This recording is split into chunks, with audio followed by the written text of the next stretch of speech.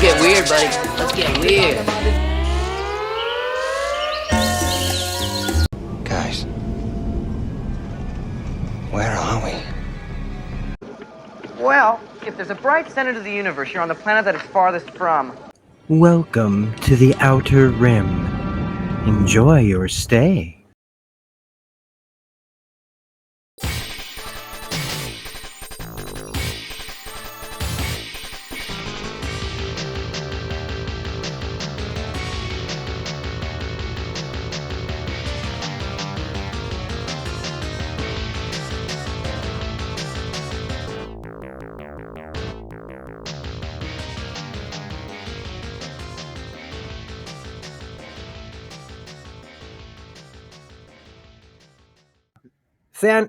Yeah, because now it's like we just start saying, "Hey, I want to carry around my Thanos Punisher like Baby Grogu." We get it, but then they're like, "What? What does that So, mean? hey, Why are hi. you starting the show off that way? It's so weird. Yeah. Welcome back to the channel. This is Rob, the Winter Dissenter. I know you can't see it behind Harrison Ford's head, but I don't care. And with me, as often as possible, my co-host here, Darrin Jaques from D's Reviews. I like your little title, Hulk Smash. Oops, never mind. Yeah, sorry. Wrong for thing. Yeah, we're the last people to talk about Captain America: Brave New World because we have a lot going on. Yeah, and I didn't want to rush it. I don't relish going to the theater. That was the big thing. I was like, I'm going to do it today. Nope. I'm going to do it this day. Nope. It wasn't until I was just like, you know what? I've been inside too long. I have to go somewhere. I don't want to be a complete shut-in. Let's go to the movies. And yeah, now we're talking about Captain America: Brave New World. You saw it before me, which is kind of rare because you don't go to the movies very often anymore either. No, I mean, I used to do Marvel premieres, Star Wars premieres. That was my thing all the way up until COVID pretty much kind of shut everything down. And this might have been the first movie that my wife and I had really gone together to go see. I did sneak out to see Spider-Man: No Way Home. But yeah, this is really the first big movie that I went back to see. I was kind of excited. We went on a Tuesday night. It was very quiet theater. You know, it's a great time to go to the movies. And so, yeah, I thought this was going to be the big return of Marvel. I was really excited about what this film was going to bring. Yeah, it's funny that you're like, and it was nice and quiet because that's what you want from your big blockbuster tentpole Marvel movies is a nice empty theater. Right? Just three crickets in the background. Yeah, I want to see if I could. I'd be like, will you open at 3 a.m. for me so I could be the only one there? That's how I want it to be. I used to go see movies late in their runs just so I'd be by myself in the theater. Sure. But it's not a good sign when you're going at like 7 p.m. on a Friday and your theater's empty. So, like I said, also, by the way, Mr. Terrible Self-Promoter, if you like what we're doing here on the channel, don't forget to like and subscribe, hit the bell for all notifications. Another little thing for all of my friends out there, we usually do the blindly pick shirt of the day.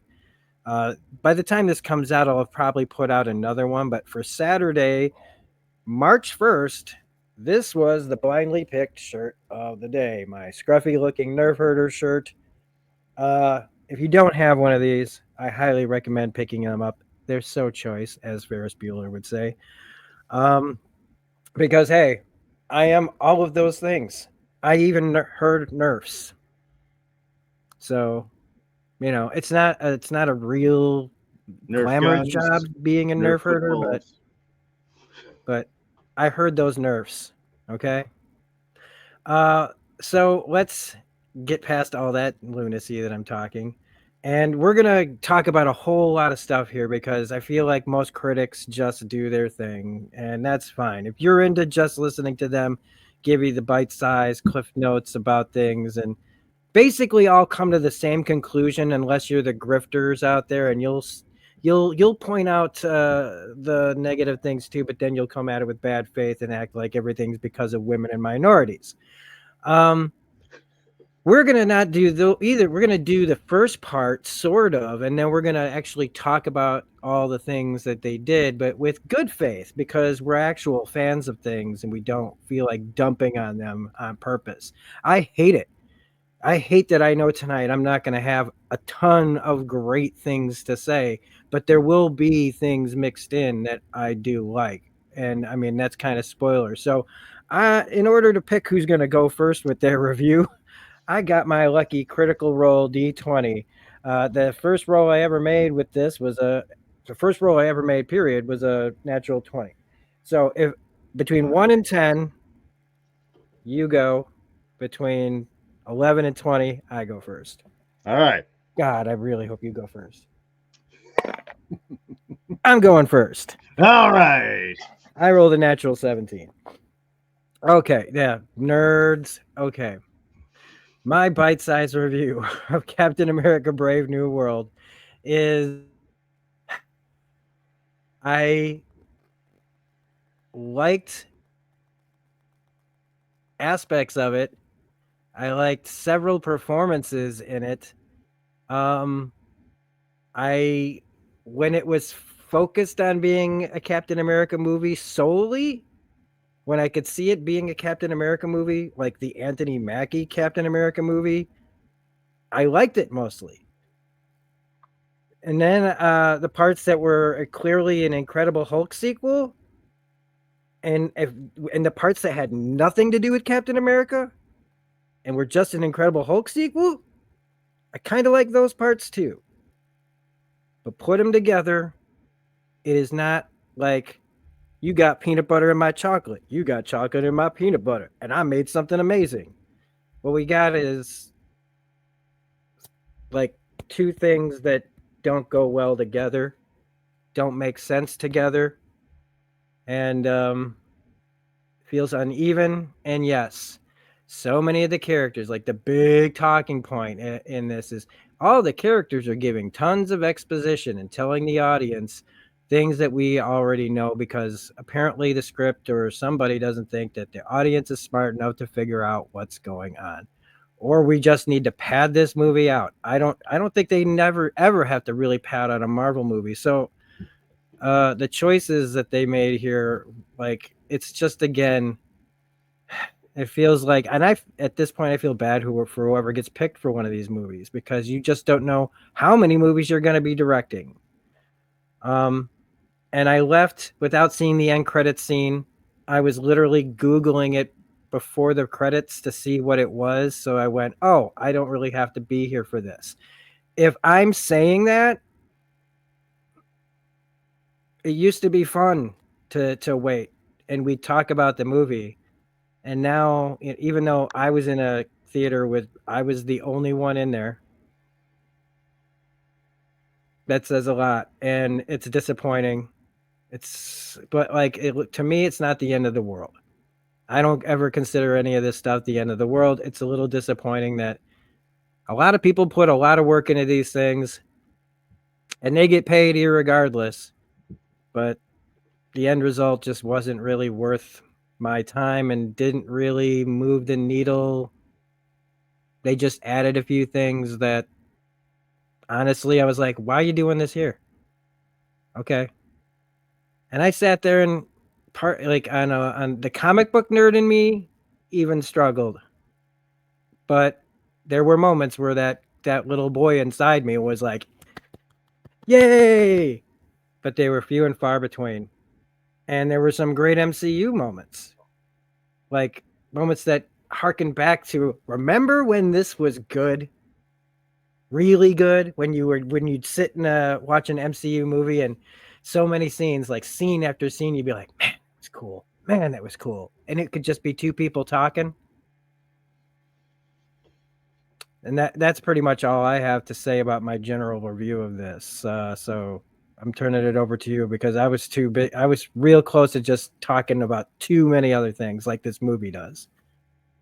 Yeah, I'm going to try, I guess, give kind of an experiential overlay, and then we can go into the specifics and what sort of helped enlighten a lot of my viewpoints on this film, you know, as I was able to digest it. And I wanted to sort of describe my excitement of getting into this movie, because I think it's very important with then how I received it.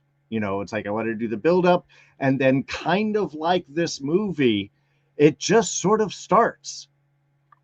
This is the first Marvel film that doesn't have the big Marvel fanfare. It just has the blank up screen of, Marvel cinema, or, MCU, or whatever the thing is, in a very plain done. And I think especially when you have that big Marvel dun dun dun dun dun dun dun dun dun dun dun, the big thing, you're kind of like, all right, let's get ready. We're about to go in. The adventure's gonna start. And this was like, oh fuck, did the previews end?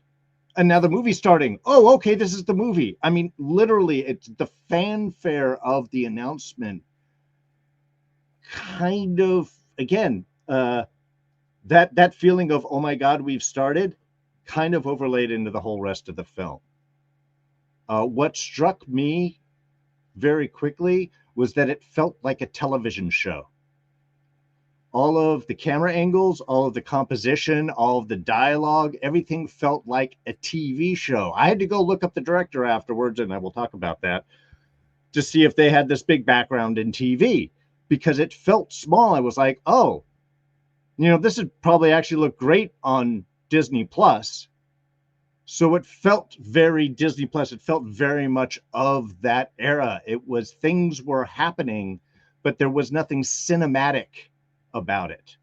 There was nothing engrossing. There was a story being told, but it wasn't a movie. And really, that it consists of most of the film until we get to the end and you have the big Hulk versus Cap scene, which was obviously always the big final set piece that was going to be. And you had like the aerial battle, which was good. That was over the Eternal Island there. And those were kind of bigger sequences, but almost everything else, almost all of the dialogue, almost all of the character, almost all of the story felt like an ABC television show. It felt like Falcon and Winter Soldier, if not even smaller in some senses.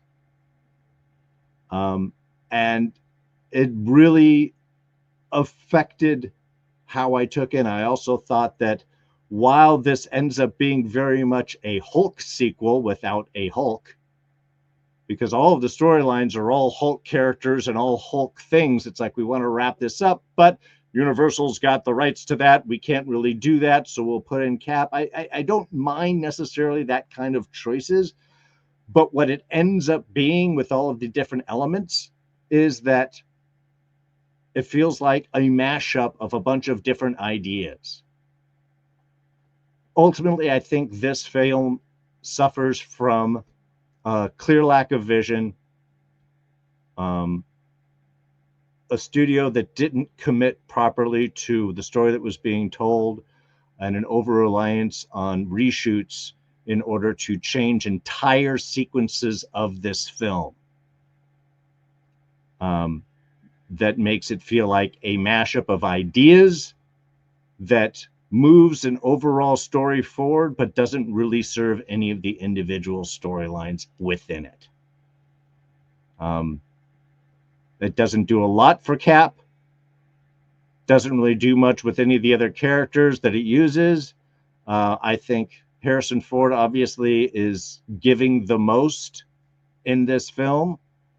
And while I think Mackie is serviceable, he is very much seeming like, I'm the guy that's trying to be the hero, and we just got to do what's right. Like in every scene, his whole physical demeanor is that, like, all the time. And it just starts to be a little exhausting. I like him in the role. I wanted this to be great, and I see what they were trying to do and to use it. It's just like, look, it ain't Secret Invasion, but you kind of did the almost same thing. You kind of stumbled the exact same way. And all I can say is the previews for Thunderbolts got me more jazzed than this entire movie did. If that's to say something. Yeah, and I cheated. When I went to the movies. I was already like kind of like ugh, I didn't even really like want to be here, and I was gonna pop my earbuds in or go like la la la la la la la, looking like an idiot in the theater when the Thunderbolts and the Fantastic Four trailer came on, but I watched them, and yeah, Thunderbolts looked way more interesting than this. Like and Fantastic Four. Like I keep saying, that's the movie that I'm waiting for. And after seeing that little teaser, I was like, Mm-mm. oh yeah, this one might do it. But the thing is, why am I talking like this one might do it? Like, why? I just want good movies. I don't need another universe. One movie at a time, baby. That's what we had to do when this first thing started, man. Was like the selective, like Iron Man did good. Okay, great. Then Thor, awesome.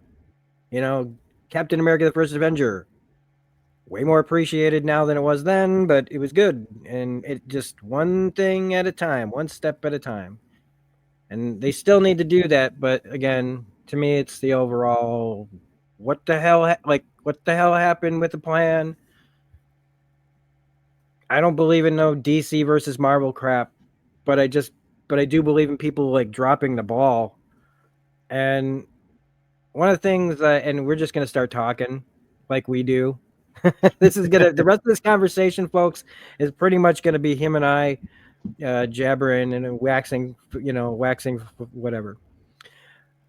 Semi-poetic. Yeah, in my opinion, one of the only things that Avengers Endgame didn't do and should have Mm-hmm. was immediately start setting up the next thing. We're already in the theater and no one cares when we're getting out. Okay. Right. They could have even started setting up something in Infinity War in the background.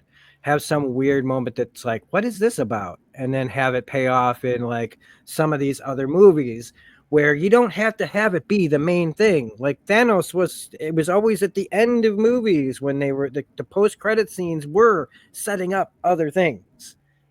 And they didn't do that. And they should have. It would have at least, to me, almost put them on a path and say, this is where we're going. We've put it on screen.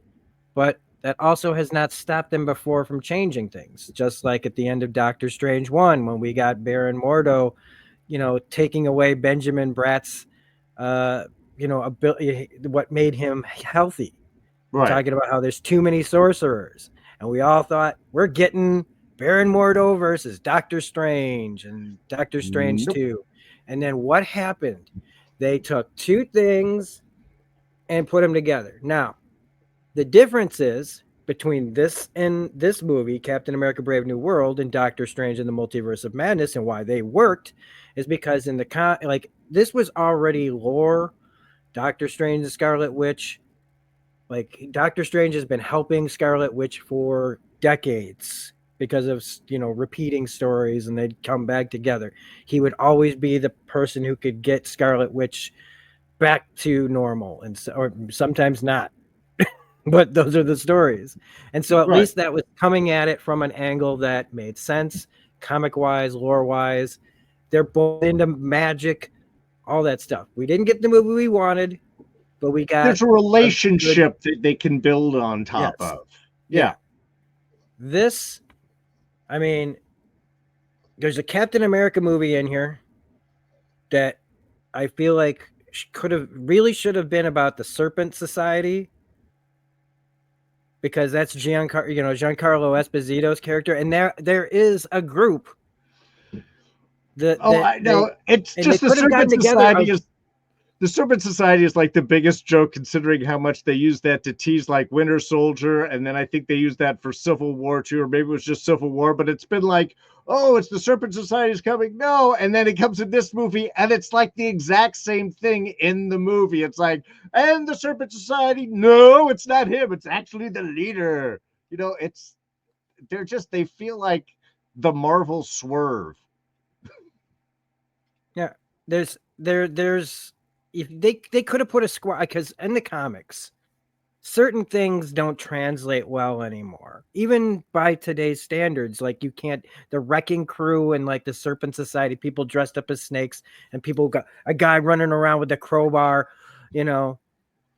They should be like, that would be like Damage Control if they made a Damage Control show. Maybe have them have the wrecking crew like, we wreck things and Damage Control comes in. Actually, what that sounds like is a Y7 cartoon on Disney. Like, I thought what She-Hulk, how She-Hulk treated the wrecking crew was exactly the level that they deserve to be treated. And I know that gets sets people that they're just like, oh man, but they were kicking Thor's butt. Give me a break. They're like the bad guy of the week that beats up the bad guy once, and then every other time they show up, they get their ass handed to them because they're stupid.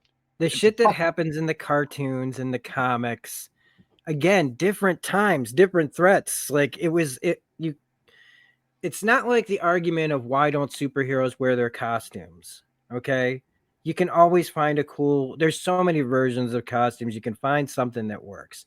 But with characters that adapt personas on, we're a bunch of construction workers, they're jacked up, and you just can't, you have to do it a certain way. You'd have to make them human and give them some kind of like Sidewinder or cut, like, because some of these characters come, like I believe Copperhead was already used right in Luke Cage. Yeah. You've got, so you could have put together a group of actors and that all like, and they did have a different member of the Serpent Society in this movie before Giancarlo Esposito came in. And you could have even still used Carl Lumbly as the original, like one of the original Captain Americas, who we'll get to him. And it could have still been this like thing that like would make Anthony Mackie's Captain America have to fight something that maybe he's struggling with. Right. You know, to whether to like, because maybe these guys could have some kind of thing that's like, maybe they're fighting for in the end, what they believe in is like some sort of oppression fighting, but they're going about it wrong. Right. And how Captain America would look fighting his own people who want something that it seems like right. And they could be doing something almost like Robin Hoods and stuff like that, where people would be mad at Cap for trying to stop these people. And there's a lot of things in society that would be relevant to all this stuff. Yeah, but instead, go ahead. I think they played on that in the Falcon and Winter Soldier TV show with Carly Morgenthal's character and everything, trying to give them a righteous fight, but making the wrong choices. So in some ways with that, I could see where they're going and trying to find a different direction. But I think one of the also problems that I had with this as well is, while I loved having, you know, our old Captain America and that whole story within within that show, and I actually liked it in Brave New World, I thought his introduction assumed that you already knew who this person was. And I think that that's always a big mistake when you assume people who watch one medium watch other media. This is a film, it's not a TV show. You can't assume that they've seen that. And again, it's one of those little like shorthand bits that a lot of this story suffers from, of like, we're just going to assume you're with us. When that's even not though really they tell us everything movie. Else. We assume you're with us, but we're going to explain the plot to you nonstop. Right. But there's no majesty in introduction. There's no, you know, outside of like, okay, he punched a big punching bag off the thing, and that shows that he's a super soldier. I'm like, well, that's great because I know who he is and I'm glad that he's here, but I don't feel that, like, if I didn't see that show, I'd be sufficiently engaged with this character, considering he is the emotional crux for Sam in this entire film. Yeah, and as much as I did like what's his little his Falcon, New Falcon. New New Falcon. Falcon. I didn't mind him. I kind of enjoyed him in the Falcon and the Winter Soldier because it was not a massive role. The main focus was on Winter Soldier, Falcon, and U.S. Agent, Right. and then got Baron Zemo in there, and then you've got this other guy that's like his contact. Should have lost this character. You should have lost him. Okay, because if you can't write, he's supposed to be there for comic relief, and Marvel's good at comedy most of the time. But lately, yeah, but I think that's a problem too. I don't think the Cap movies have never been comedy. There are funny moments in them. There's little jokes and there's quips, and that's usually very character driven. You know, the whole bit between him and Natalia when they're trying to go undercover and does the whole kiss thing, and he's afterwards like totally affected, and you can tell that she's just laughing it off. It's like, that's funny because it's coming from just their little interactions in their character. You don't want to have a guy that just does the funny quippy saying because it's time for the funny quippy saying. That's an Ant-Man movie. That's not a Captain America movie. Yeah. And the actor, look, you're gonna get other roles. You're gonna get, like, being in Marvel movies is a stepping stone. This guy's gonna get other work. And I don't, like, the writing didn't help him. I didn't particularly like the performance either. But I was already not enjoying myself, and then when they have these moments of levity, I'm like, I'm not laughing. Move along. It's like when, like somebody who should be reading the room keeps talking, and you're just like, dude. Well, and I gotta ask, but in the end, the last scene between the two of them, I think when he's like, "You're going to be the new Falcon," and he's there, to me, that was actually a good kind of human back and forth that didn't feel as forced as a lot of the other scenes. Yeah. So I wonder sometimes, it's like, I really wonder what this film originally looked like. Yep. In its original composition, with all of the before any of the reshoots. You lose Giancarlo Esposito. I don't care. That's fine. I don't think he added a lot to the film. I think he was kind of wasted for what they used him for, is basically villainous exposition. Yep. I mean, yeah, he's a great guy to do that talk, but that's all that he was there for. Yeah.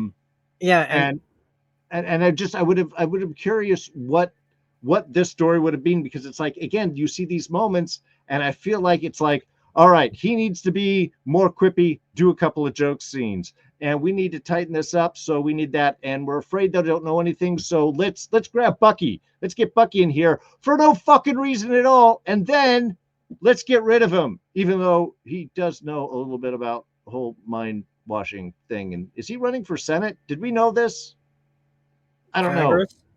Congress, whatever. Do we know this? Yeah, I didn't. We were gonna get. Oh, we'll get to that. We'll get to that. So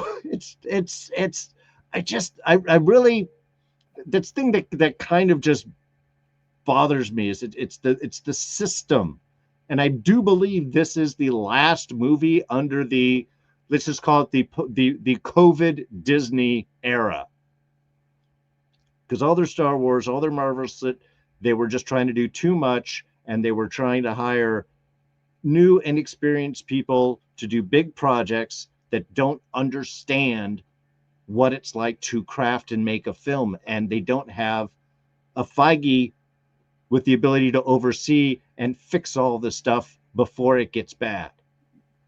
I think with Thunderbolts, and again, the way Fantastic Four and all that looks, it looks like going, I think you guys may have decided, let's focus on one movie at a time.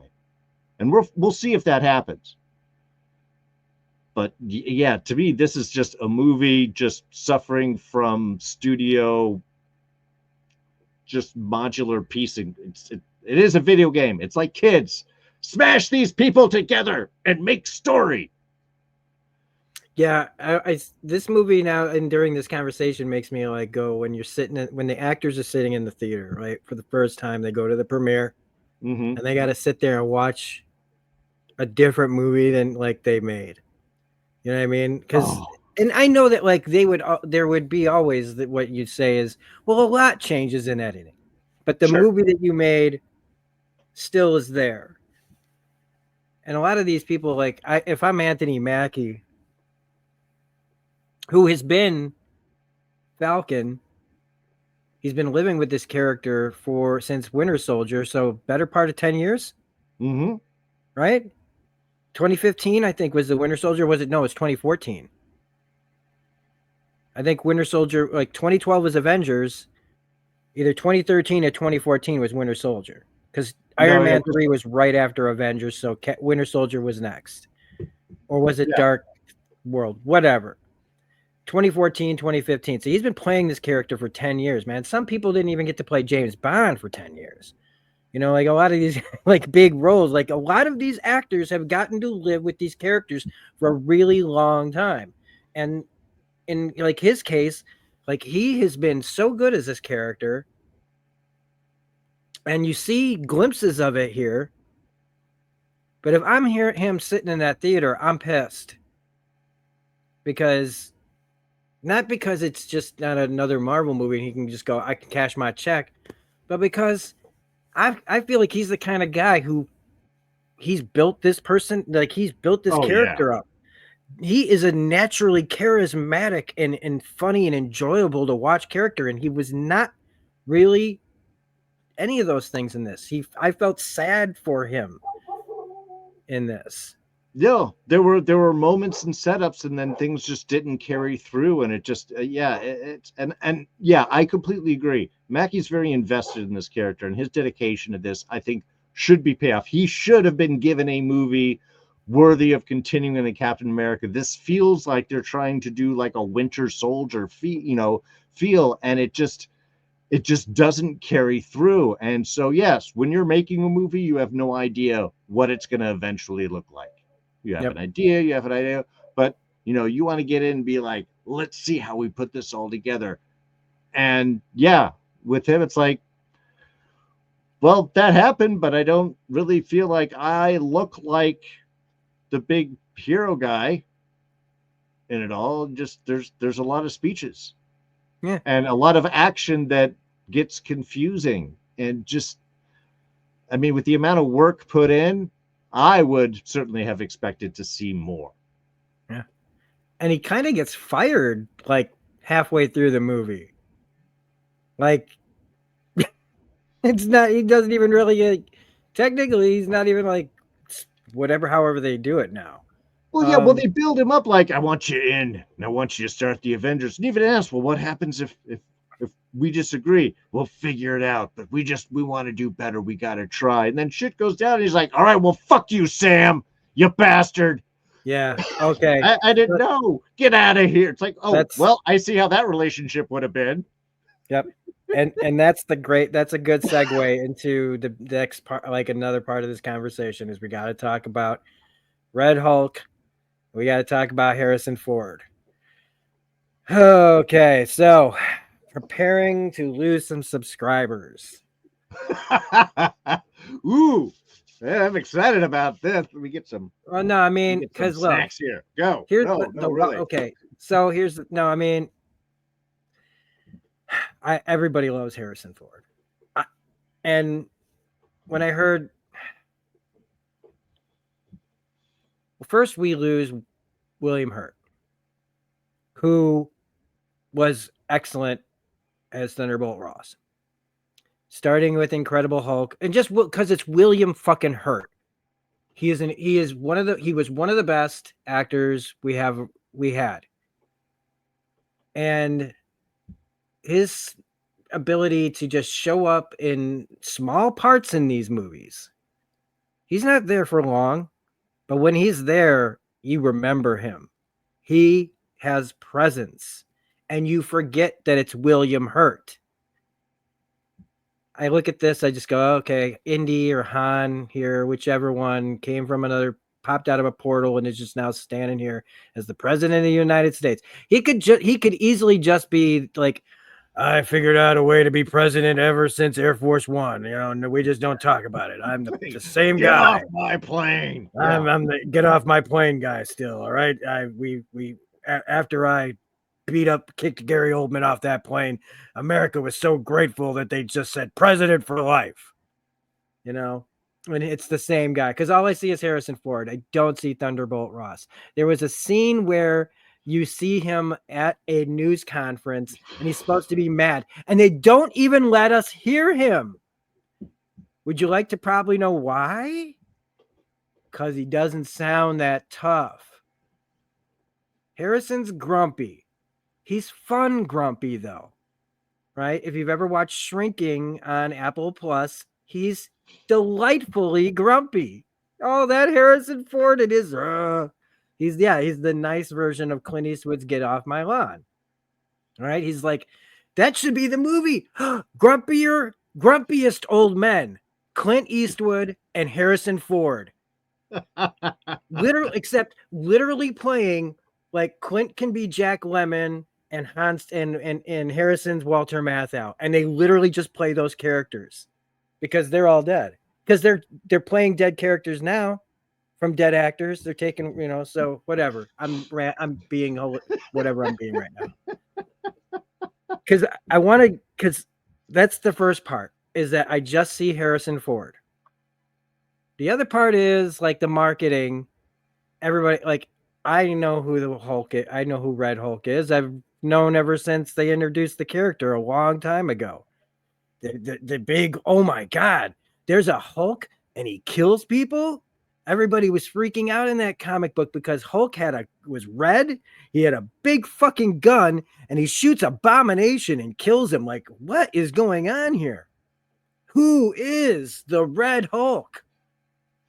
And it should have been obvious to us back then when we were reading those comics, because all of a sudden you find out it's Thunderbolt Ross, the guy who's been chasing the Hulk his whole career. I have comics from I've shown in my Hulk video that I'm going to post probably a link somewhere in this little thing here to where I go in depth about Thunderbolt Ross, man, the guy who's been after Hulk, just obsessed, ruined his relationships with his daughter. He is a guy who'll do anything, which is why we should have known he was going to be the Red Hulk. He was tired of the whole thing and he became it, and it's killing him. And this, they decide to make it that it's saving him, which just is okay, fine. It's a choice.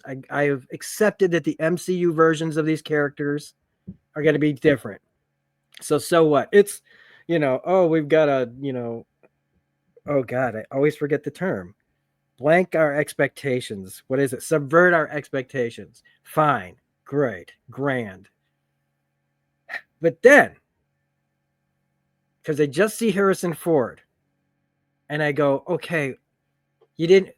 What? Okay, that's a budget thing too. Harrison Ford's not cheap. He is a very well-paid elderly actor. But Thunderbolt Ross has to be a man that looks like, if he's changing, he still has to be Thunderbolt Ross. And Sam fucking Elliott is still alive. Oh, yeah. And that he would have was it. Whatever all of you out there say about the Ang Lee Hulk from 2003 and how you thought it was boring. Well, if you thought that was boring, you must have thought this was the most dull movie you've ever seen. If you think that the Hulk from 2003 was boring. But one thing you cannot say about that movie, at least if you're a comic book fan, is that Sam Elliott's Thunderbolt Ross was the guy. You watch that show Reacher, and then you watch Tom Cruise's Reacher, you know which one is Reacher. Yeah. Okay. You watch Sam Elliott and you watch William Hurt and you watch Harrison Ford, you know which one of these motherfuckers is Thunderbolt Ross. And you could have gotten Sam Elliott for a hell of a lot cheaper. And it would have been a better performance. Now, maybe they offered it to him and he turned it down. Maybe they didn't offer it to him at all. But for me, when they cast so well, and if they don't mind going back to the well and pulling people in and out or mixing, since they don't even care that they're making an Incredible Hulk sequel and a Captain America movie, why the hell would they care if they bring in a guy from another fucking universe? It's So, the hey, multiverse, it's the multiverse saga. anyway. Yes. So who cares? Get the right actor for the goddamn job, because when I see Sam Elliott up there as him, I don't see Sam Elliott, even with the mustache, even with the voice. It is the way he performs it and says, I'm this guy. Harrison Ford is not up there playing Thaddeus Ross. He is playing the president. He is not playing that guy. He's coming in third, right? There's a starting pitcher, then there's the closer, then there's a super closer you hope you never have to call up. That was Harrison Ford. You know, I mean, I can't argue with you. I mean, to me, Ford, you're right. Ford did an amazing performance, I think, in many ways. I think that he was committed to the performance, the story that he was telling, and I think in many ways he outshone much of the rest of the cast. Yeah. But you're right. He does not have the Thunderbolt Ross demeanor, and the reason you know it is because in that one flashback bit where he was the old Thunderbolt Ross when he had the mustache, it looked goofy as fuck. That was the comedy scene of the flashback, and I think that it shows. Now they play it as he has changed and he doesn't want to be that old version of him. But I think you're right. You have to have somebody that can, with his physical demeanor, really give that story that Hurt did. And look, yeah, it fucking sucks that Hurt died. Okay? He would have fucking owned this. This would have been just the pinnacle for it, and he could have died at the end, and it would have been a nice scene. And in fact, I think in the original movie, he fucking did die at the end. And that's when Liv Tyler actually shows up to say her goodbye. And I don't think she was even in the fucking room when they shot that last scene. It not even be her. I think it's a fucking deep fake. I don't know. Look weird. But I'm not talking about that right now. I think but to have Sam Elliott, again, because it's the multiverse, to have Sam Elliott come and play that role, Sam Elliott could give you that, I'm that hard ass that is trying to be better, and feel more like that original hard ass that Hurt played, and then of course what Elliott played before. I think that would have been a brilliant fucking choice. And I think that's just another failure in this film of taking advantage of, if you're gonna do it, man, put it all on the table. And I think that's what it feels like with all these movies. To be honest, when Spielberg makes a movie, he puts it all on the table. When Scorsese makes a movie, they put it all on the table. That's why they're great directors. They commit to making this movie the best fucking movie that you can. And I think because of this Disney system that Marvel has been sucked into, much like Star Wars and everything else, they're like, this is just one part of the 19 Star Wars, Marvel movies that we're going to be making this plug and play and move. And there's not that care and love that would actually have crafted this into something powerful. And those are the choices.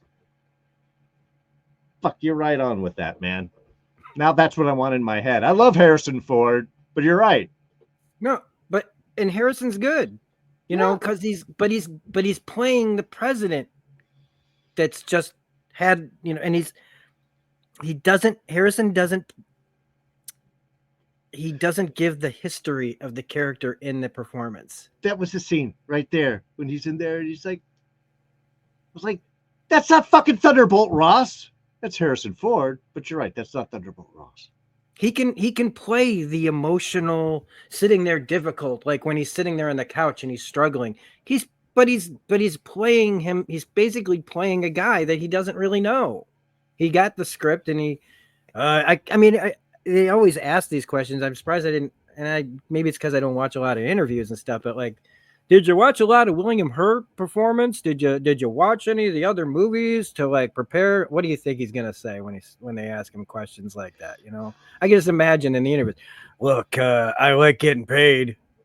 He said that on a lot of occasions, man. You know what I mean? Well, We're they were just lucky giving that me he all isn't this one of those money. guys.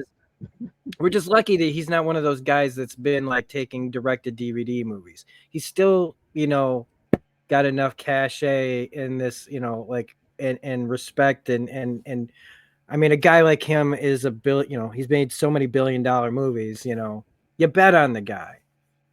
So this is not a knock on Harrison Ford. He takes paychecks. This is a big flagship thing that he can now say, I am Han Solo, Indiana Jones, a Blade Runner, a fucking Hulk. All these things are gonna be synonymous with him. Like, this is legacy shit. Like, I was a Hulk kid, you know, like my great grandkids. Like, he won't even be around, and he knows his ancestors will be able to look at all the things he's done. So why not? Why the fuck not? But when you do all those other things, it's just when you put it in the movie, it just doesn't seem great. And then the most I can't say that it wasn't even enough Hulk that like Hulk isn't in a lot of the Hulk movies, the original 2 or 3. But he's not even in it enough in this. Like, he doesn't I kept going, "Oh my god, are they literally waiting for the last minute to do this?" They didn't even know how to do that, like, because we already know, like, the spoiler is, oh my god, who's going to be the Red Hulk? And in the marketing, look at the Hulk's face. Oh, I wonder who that could be. So for all the regular ass audience members that haven't picked up a comic book ever or Googled it or whatnot, they knew still. The mystery is gone. So if you want to make like a Winter Soldier political thriller and you don't know who's going to be the Hulk, like in a lot of comics, they somebody with a mask on. Who is it? Big deal. It's a big deal. And then it's just, we all know. And we're just waiting. You've got us sitting there in our seats going, turn into the fucking Hulk now. Just do it. Just take off. Make it so that, oh my God, the president has gone rogue. We don't even know who's in charge right now. That would have been so cool. Having to go after him. Do we call the Avengers? Who do we got? We don't even have anybody. You know, like, this would have been like, get Mark Ruffalo in here for us, you know, like. Oh, yeah. Like, that would have been too much Hulk, and Universal would have gone nuts. The movie's like with credits and everything, like, just anyway. He's not even in it enough. And at that one scene, it's just not good enough. And it's like nice and pretty. And we're amongst the cherry blossoms to have meaning. Remember when your daughter and you would walk amongst the cherry blossoms. Is that the new? Thank God it's low. Springtime. Sun's getting real low. We would have been dead if it was fall. Yeah, right? Oh, shit. Then he turns, like, when he realizes there's no cherry blossoms. Sun's getting real low. Sun's getting real low. Sun's getting bam. Just gets knocked out. Even that was like, and he's in that last shot where they actually show Harrison Ford without his shirt, that poor bastard, from a distance, but you could still see that it was like, oh man, he's an old man. Why are you doing this to that poor old man? He's like 94 I'm cashing my checks. I don't care. So, like, so it just. No. Well, it's again, it's not you cannot commit. You don't believe in your movie if all of your marketing material is from your third act fight. Yeah. I mean, really, you shouldn't have anything outside of your first act in any of your previews or advertisements. Yeah.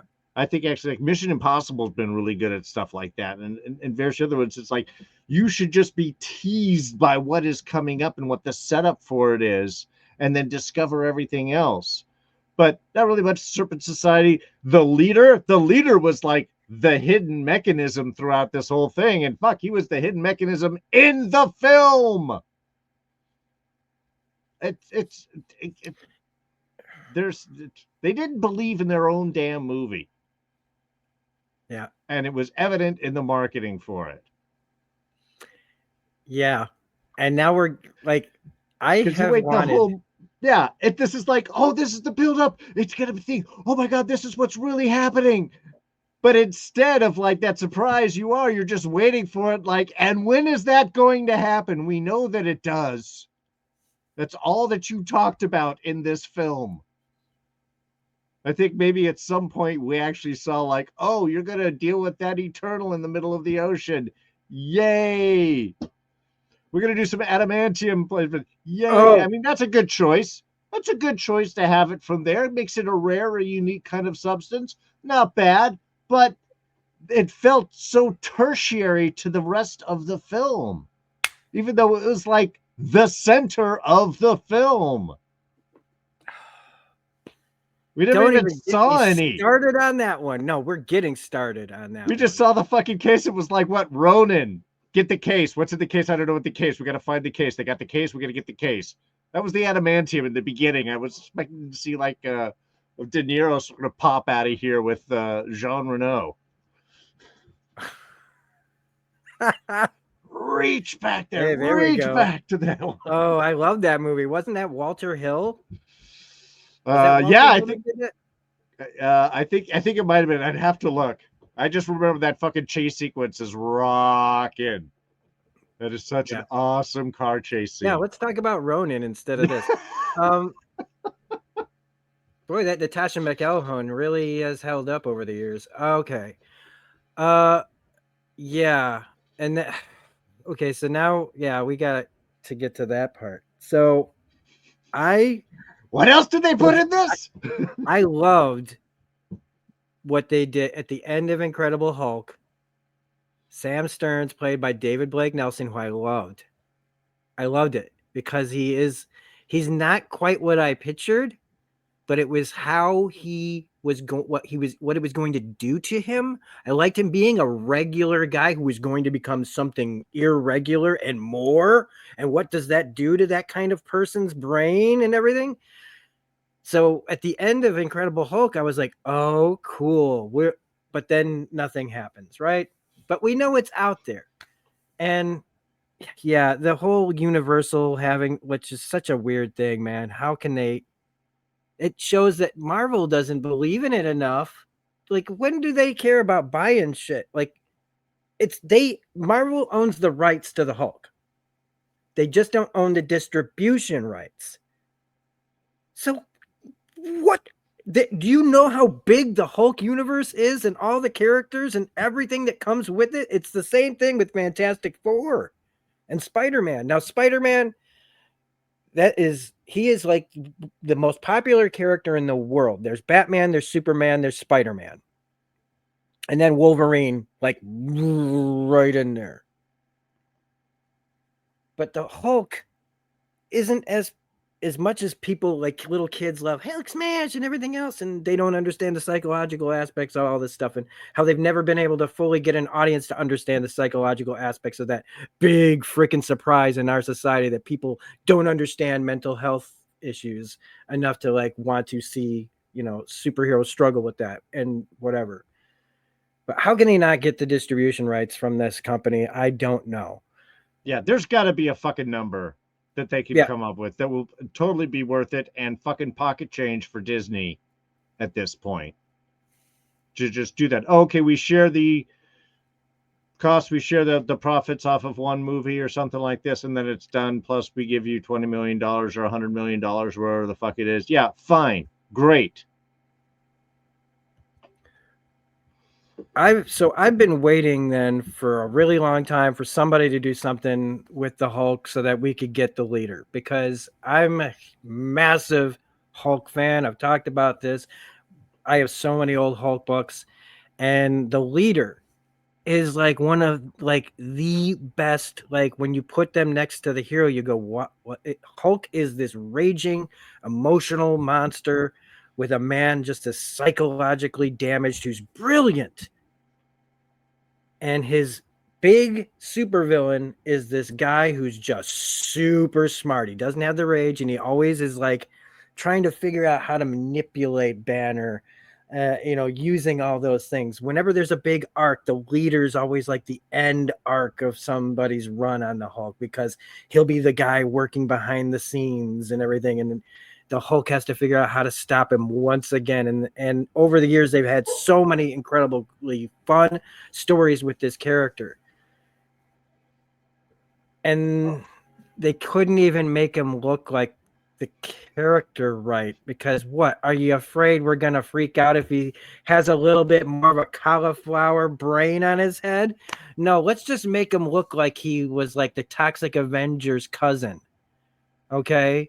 Because it's the guy is still there, but he's you play him in the shadows, you still have to have him be. He just looked like a sideshow character. He didn't look like serious. You need to have the gravitas. Don't be afraid of the gravitas. You had characters like Thanos and the Black Order and all these other wild characters running around this universe. You're afraid to make a guy with a big brain? What's wrong with you? All these books, and he goes all the way back, man, so far back. All these books that I've been slowly tracking down because of how cool this character is. So I mean, I had that spoiled. It was the only thing that I had spoiled for me going into this movie was, oh shit, Sam Stearns is in it. I found out like 11th hour that he's in it. But instead of being sad or upset, I was like, okay, cool. What are they gonna do? And then they just made him. Well, again, but he's the convenient smart.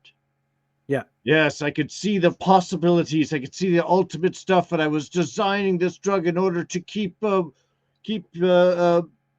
Ross alive, but I didn't figure out that he was not going to keep his promise. That is not what the leader. That is not leader motivations.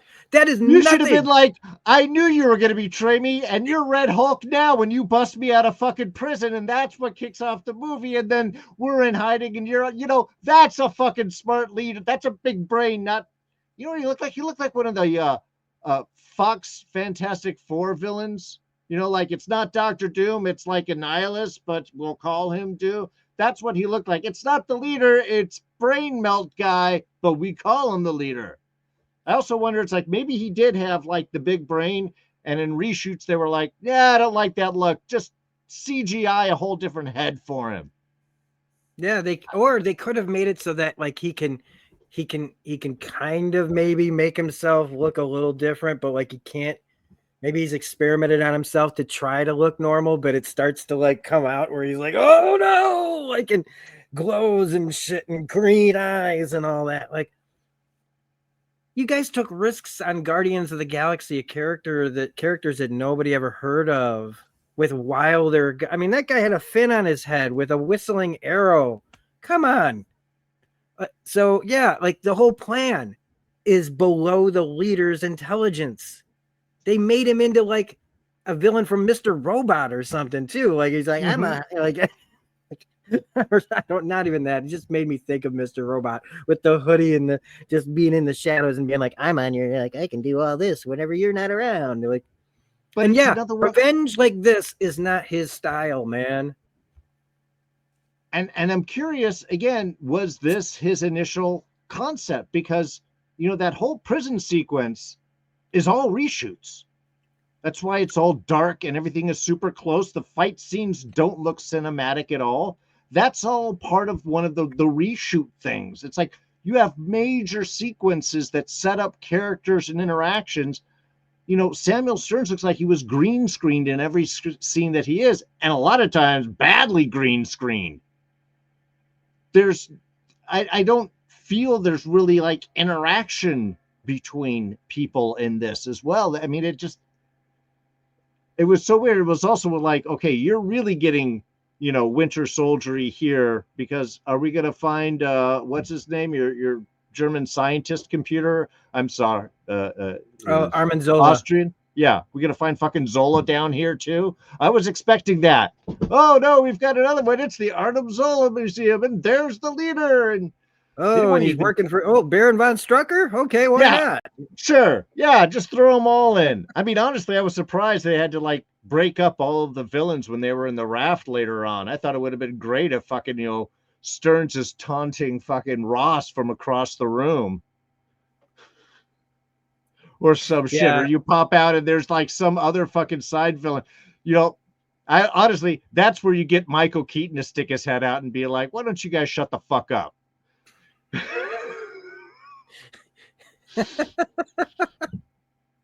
Yeah, we need Michael Keaton.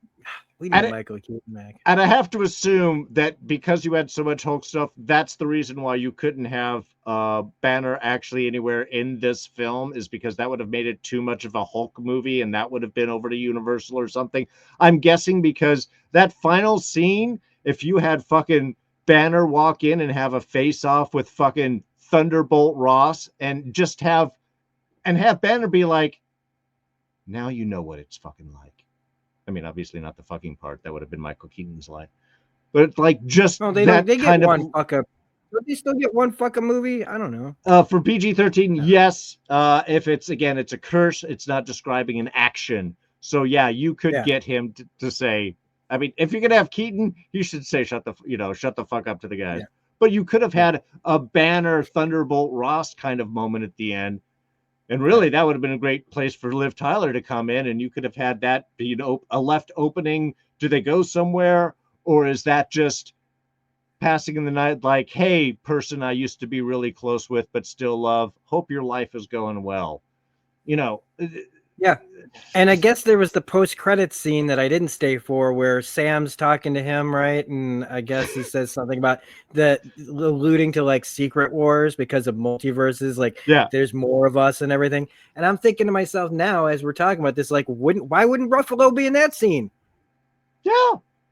I mean, I'm saying coming up like, hey, Sam, what's going on? And then that's got to be too much Hulk. Universal could have been like, look, you can't put out a Hulk film and just call it Captain America.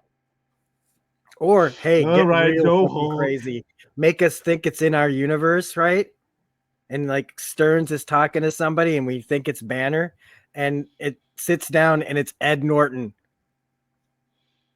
Yeah, really, have fun with it. Do something crazy. Like, and then we realize, oh my God, is this happening in another universe? Like Ed Norton's Hulk caught their leader and maybe make that leader. See, there's because we're writing a better movie while we're. Ed Norton's Hulk's leader looks better than Mark Ruffalo's leader. That multiverse leader would have had the big fucking head. Commit to the big head. Yeah. And Liv Tyler coming in with what looked like a bit of a de-aging thing or soft, like a phone filter. I don't know. Her on the phone and everything just felt like tagged on. Like, remember this for all of you that like the Incredible Hulk, except, well, wait a minute, none of you went to see it. So who's this fucking for? Like, just recast her again. Why bring her back if you guys don't like you picking like? Well, that's what I'm saying. I think she was shot for this movie because she was announced early on. I think all of her scenes with one. I mean, honestly, I thought she was going to show up to calm Red Hulk down. That when Sam's doing his big speech, that it was going to be Liv that was going to step out and be like, "But I'm here for you, Dad. I'm here now." But I think that would have taken that hero moment away from Sam. And I don't think the powers that be would have been like, I don't like that for my hero. No, he's got to talk him down because they got to be the hero bit. No. We'll figure out something else to do with her. I mean, because honestly, that would have been the moment to have her come up after the phone call, after talking about that's when Liv should have shown up. If this was an actually well-constructed movie. Yeah. And that in the end is like sums it up. I mean, it's not well constructed. They probably had some good it probably was a better movie wherever they were going first. And then once again, it's like, and I hate giving the credit to these assholes, but like The grifting people out there have made their mark, and they've gotten these studios to show their true colors about finances, at least that they don't really. They're trying to put together this puzzle of things that's going to bring everybody into that theater, and you're not going to do it. You're just not going to do it. Just make the movie that somebody wants to make. Believe in those people. Believe in people like James Gunn, like you did him. Except you didn't. You even fired that motherfucker. And then after being shamed into it, you brought him back. You know, like money-wise. Oh, you can't be concerned about the money. Everybody's concerned about money right now, but y'all are billionaires, man. Billionaires upon billionaires. If you want us little people to go see your movies, you've got 10 years to look at what went right. You can watch them on the channel that you put out, the streaming service you put out. You can watch them all the time. Yeah, And you're see going to what went right. You have a blueprint. you're and going you guys to aren't get following it because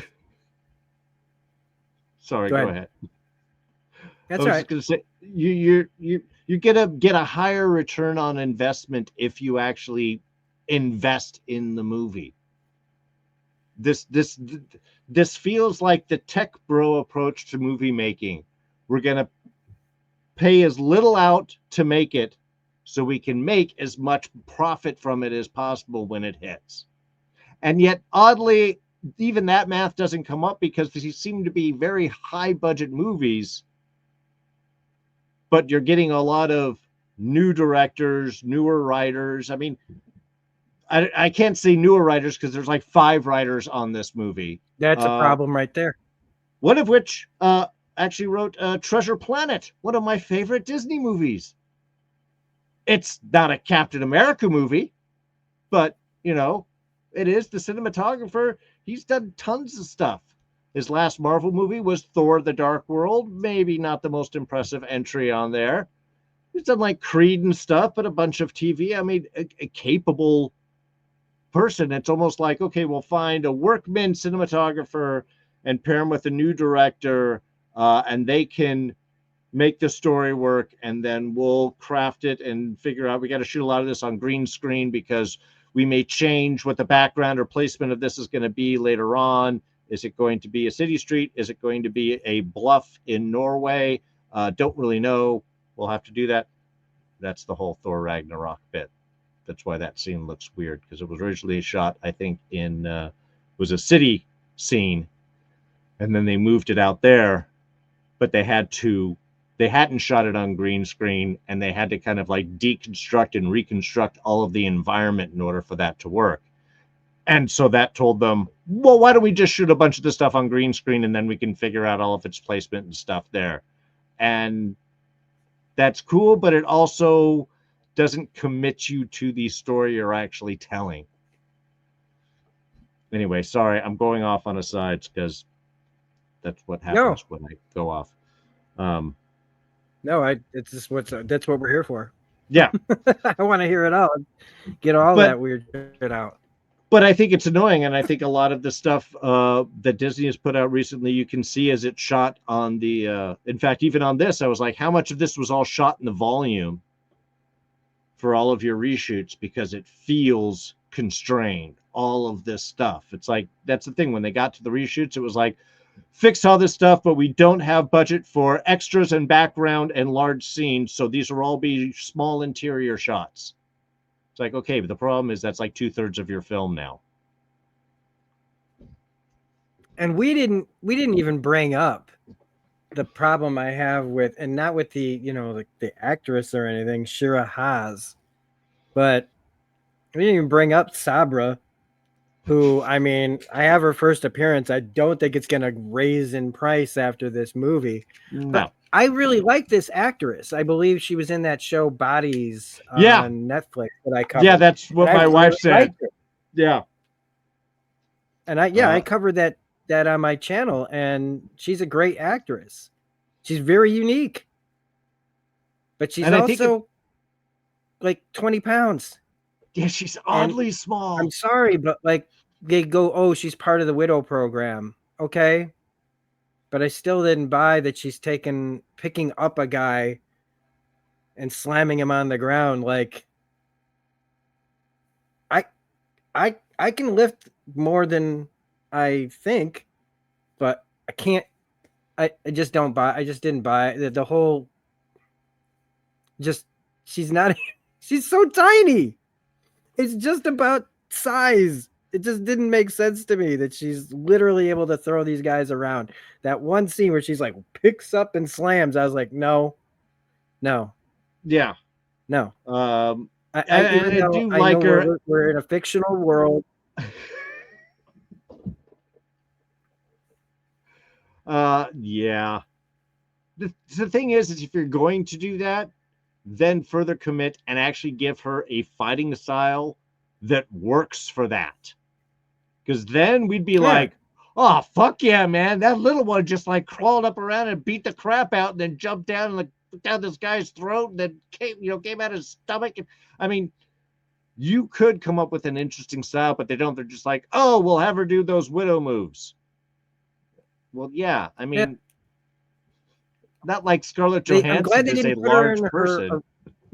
Yeah, I'm glad they didn't put her in her original, like, kind of lame costume or anything. I'm glad that they took, made her a regular, serious person. But just make it up and say she's got some kind of crazy powers, and that's all I need.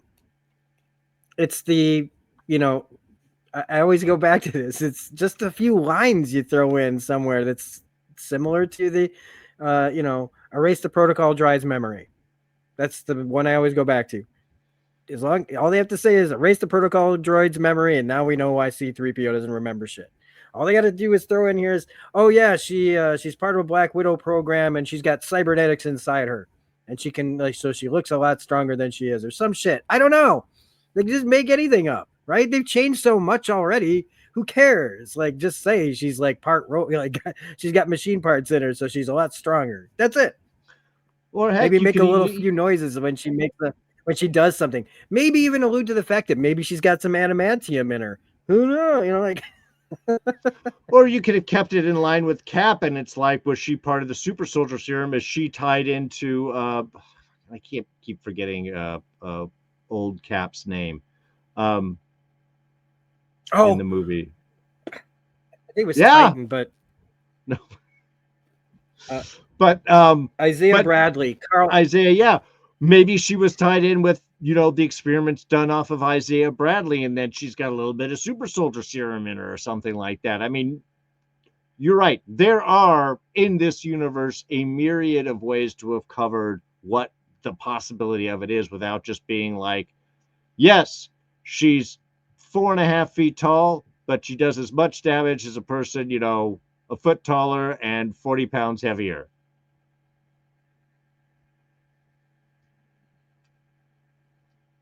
It's just I don't know. And I like the fact that we've got wider characters and stuff, and we can see all these different things. I think that's great.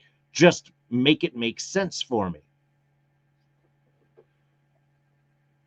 I'm trying to find what they actually call him. I know that there was a regular name. But you know what? Let's end this on a positive note, because that's a great. The best part of this movie, this is my favorite moment anyway, is everything that had to do with Carl Lumbly. I thought that continuing that arc was great. I love Carl Lumbly, all the way going back to Mantis, all the way going back to Martian Manhunter, all the way going back to Alias. I loved him on Alias. This is he's one of the best actors around. He seems like one of the sweetest guys in the world. He gets to be in the MCU. He gets to be in this movie. He's acting his fucking heart out. You believe this man's pain. He has been brutalized by the system. He's the one with the real revenge, plot to me of being locked up and then being sent back again because of what that man did to you, what Grandpa Harrison Ford did to you. If that was Sam Elliott in there, again, I don't want to go back to that, but then you go, yeah, that sounds like something he'd do. No, That sounds like something that Grandpa with dementia did. Okay, is I don't know, just put him in prison. Like. So I believed every aspect of his performance was heartbreaking. When he was told like go back to jail or die, like be suicide by cop moment, I thought he was gonna do it. Oh yeah. I thought he was gonna tell him I just can't. And then, but that's probably too dark for what they were trying to go for, right?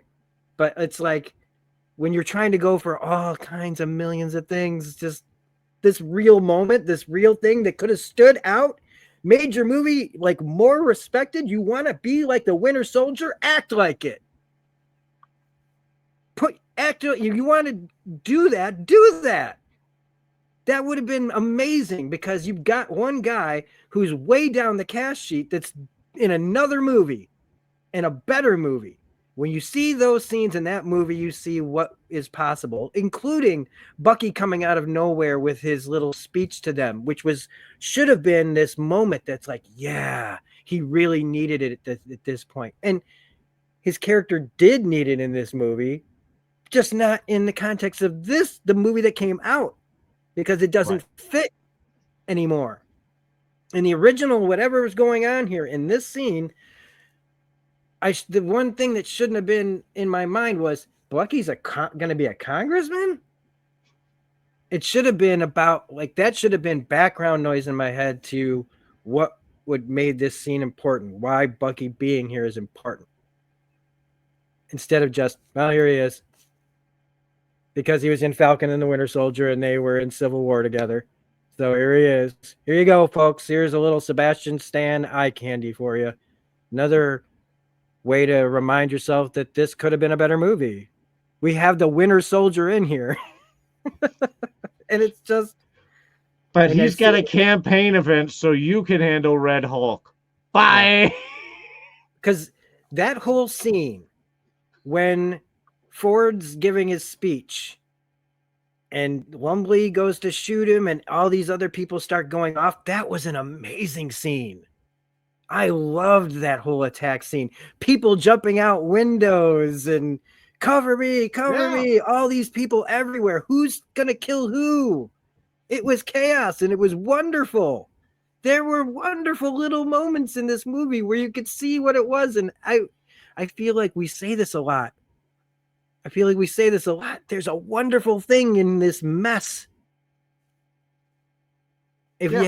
So listen up. Take the one idea and run with that. Make another movie with that other idea. Not everything has to be 6 movies, 6 plots. We got to run through 60 years of comic book lore in 10 years. Take your time like you used to. You don't have to play catch up to DC, and DC never had to play catch up with you. All you had to do was take the appropriate amount of time to craft a decent movie or a great movie if they turn out everybody likes what you did. But you don't trust us with exposition. So you obviously don't trust us with your movie. So why you even make it? Why even make any of this stuff if you don't trust the audience at all to make any choices for themselves? When you're trying to guide people, when you're trying to force them to eat your slop, kids go like this. So how do you think adults are going to react? Like children who don't want to come see your movie. And don't be afraid to put them out of order. I think one of the things that fucked up when they did the whole Spider-Man and Doctor Strange bit because of delays and stuff, and then the movies were coming out in a different order that they planned in. They had to put all scenes of stupid dialogue to explain this person to, don't you know who Spider-Man is, and all this. Like, you don't need that. I can catch that this was old, so this happened before that did. Okay, I can appreciate things. Commit to the film you are making. I mean, as a studio, I know that the people doing it that's their life. This director had to spend 2 years of their life making this movie. They want to put out a great film. But I have to believe that studio mandates, because yeah, that scene, I think that was in the original film. It feels big. There's a lot of movement. There's a lot more complex things that are all going on. It's not just a two-shot over the shoulder switch of dialogue. Let's just talk our whole little bit. We'll make it tough. We'll have Giancarlo Esposito with one hand in the rifle and stuff. I mean, how many changes had to go into this film in order for it to come out? My favorite thing on this movie is the movie it could have been, because I could see it in there. And I like all of the elements that you have put together into this soup. I just do not understand the choices you made with each of these. I think there was an interesting real idea that could have been really worked and flourished out, and for some reason it got molded into, what can we just finish out because it's got to come out, you know, we got these effect shots and it's going to take this long to finish it, and so we can't push it. It's got to come out in February. We're done. I know we're trying to leave on a high note, and I'm starting to go down on the film, and I know, man, I'm not trying to harp on it too much. It just, you know, and I liked the performances. I liked a lot of people. Honestly, like I said, that final scene between Sam and New Falcon was a great, believable little human scene. It's like, to me, that was like what the Bucky scene, you should have put that with the Bucky scene to motivate him to go after it. That, like, this gives me the power now. We're working it, and it's the inspiration, and we can do it. Putting Bucky in was just like, where's he been? And where's he going? And there are other heroes out here. Where is Hulk? I mean, you just start asking questions like, why is he showing up of all of the people?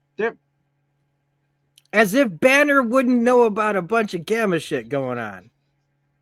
Yeah. Yes. Just give Universal the money they want. Yeah, because that's the thing we can keep going. I mean, that's another thing that doesn't make sense. Banner knows all things gamma. He would have shit going that says like spikes and gamma. He's a scientist with labs. He's trusted. He would have all this information. If somewhere in the world there were gamma spikes, he would be like, what the fuck is going on in Washington? Off camera, he was the lab guy that Sam's military buddies sent the stuff to. No, he was still in Hawaii hanging with his cousin and his son. Or this was when he was on Planet Hulk. No. Scar, no. That's, again, fever dream. These are all fever dreams, people. They never happened. It's a collective Mandela effect. Sakaar, not Scar. Whatever. So I don't know. I feel like, because I'm like, I had to struggle when I was thinking about this earlier today. I was like, man, it's been a few days since I've seen this movie, and I got to start playing it in my head, and I'm having a hard time. Because it's memorable in when you're having the conversation, and you go, and stuff starts to come back to me. But as soon as we're done talking, I'll start forgetting again. Yeah. Well, because it's not memorable. The ideas the concepts are memorable, but any of the actual circumstances, I find difficulty outside of like the annoying fucking limo scene where they're doing we're going, boy, let's get the shots and do the things. And guess what? That was when I went to the bathroom. Yeah, I knew. I fucking hated that. I was waiting for my moment. I was waiting. I'm like, man, I really got to go. And I was like, okay, they're going to give me a second. I knew I probably had at least a minute and a half to 2 minutes before this bullshit scene was going to end. So I tore off to the bathroom. Made it back. Perfect timing. I missed that whole thing because I knew what it was going to be. Oh, okay. Wait a minute. I do have a good moment. I do have a favorite moment in this film. And that is that I'm Mr. Blue is the music that the leader uses to play, because Mr. Blue was the alias he used in the Incredible Hulk film. Yes. That was cool. I loved the trigger and all that stuff, but that's That's first, that's just not leader stuff. My to me, favorite part of the movie is an Easter egg. right? And that pretty much sums it up. And I, like, again, we hate doing this kind of conversation. I love talking about this stuff in this way. I love it with talking with a friend about it like this. I don't like railing into shows or movies on purpose. There's a reason why I don't have a bunch of movies on my channel, because I don't want to talk about them, because I don't feel like sitting there going, this is stupid, I hate this, blah, blah, blah. I'm not going to sit and waste anybody's time with me talking about Fast and the Furious or fucking Twilight or any of this other, all these other things that I don't like, or Transformers or Ninja Turtle live action or Aladdin live action or any of this other crap. They're not for me, and I don't talk about them. But this is in my wheelhouse, and unfortunately I got to talk about it like this. And it sucks, because all the other Captain America movies are great, and there's no reason that this shouldn't be great. And we shouldn't have to keep coming to the table saying the same things. There's a good movie in here somewhere. There's a good show in here somewhere. It just keeps happening. And the movie itself isn't awful.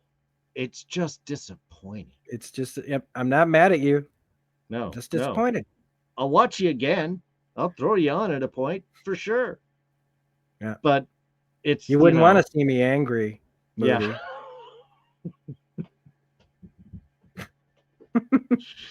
Precisely. But anyway, right. I think we've pretty much mined this to death. We've covered it all. And we've talked about so much, and I can't believe I almost forgot about talking about Carl Lumbly. Because the man's a treasure. I love him. Carl, you rock. You kicked ass in this movie. And Harrison, he kicked ass in this movie.